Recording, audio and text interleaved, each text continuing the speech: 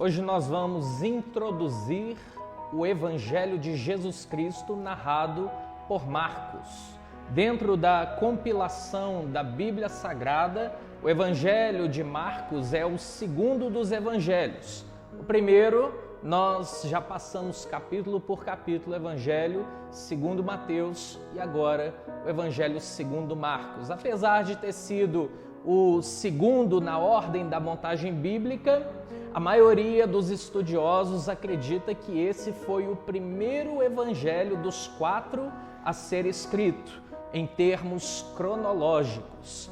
O seu autor é Marcos, também encontramos o nome dele na Bíblia como João Marcos. Aí uma junção de 2 nomes e de 2 origens diferentes, João e Yohanan, do hebraico, e Marcos teria uma fonte mais ligada aos romanos. Então, o enfoque desse evangelho, diferente daquele que nós dissemos do Evangelho segundo Mateus, que enfoca muito Jesus apresentado aos judeus, o Evangelho agora segundo Marcos vai narrar Jesus apresentado aos gentios, mais precisamente naquele tempo em que ele foi escrito aos romanos. Então, por isso, nós vamos ver que dos 4 evangelhos, o Evangelho de Marcos é aquele que tem menos conteúdo, ele é o evangelho mais enxuto, mais compacto.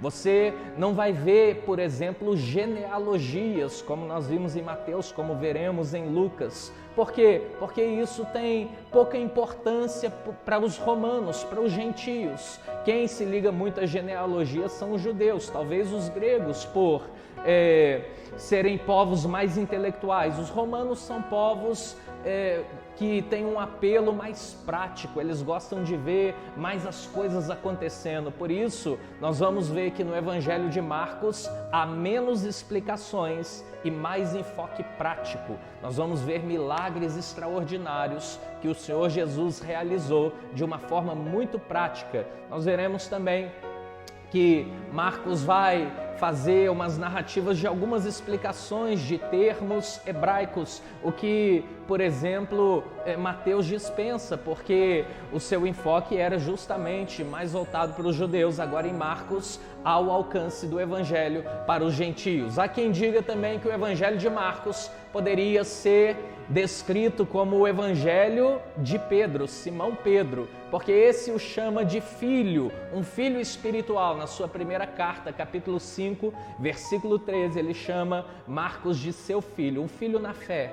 Então, nós vamos ver que boa parte, tirando o Senhor Jesus, que é figura central, mas boa parte dos acontecimentos, todos eles narram que Pedro estava junto. Então, os patriarcas da igreja, como Pápias, Clemente e outros tantos do século II, vão dizer assim que este seria o evangelho narrado por Pedro e escrito por Marcos. Lembrando que Marcos não é um dos 12 apóstolos. Há quem diga também que Marcos foi aquele que cedeu a casa da sua mãe, ali em Jerusalém, onde eles moravam, para a última ceia. Isso é apenas parte de fatos históricos, de narrativas históricas, mas nós vamos adentrar por essas páginas. Eu espero que você fique comigo. Nesses próximos dias, nós iremos postar capítulo por capítulo um versículo selecionado para abençoar o seu coração. O Evangelho de Jesus Cristo, no prólogo de Marcos, ele diz assim: Jesus, Filho de Deus. Ele é o Filho de Deus, revelado não só para o seu povo, os judeus, mas também para todos aqueles que nele creem. Jesus, o Filho de Deus, aquele que opera milagres extraordinários. Eu espero que Deus te abençoe, que enquanto você entra por essas páginas fascinantes, Deus opere um milagre, Jesus opere um milagre também sobre a sua vida, sobre a sua casa, sobre o seu coração, sobre o seu trabalho, em nome de Jesus. Que o Senhor te abençoe e te guarde. Shalom.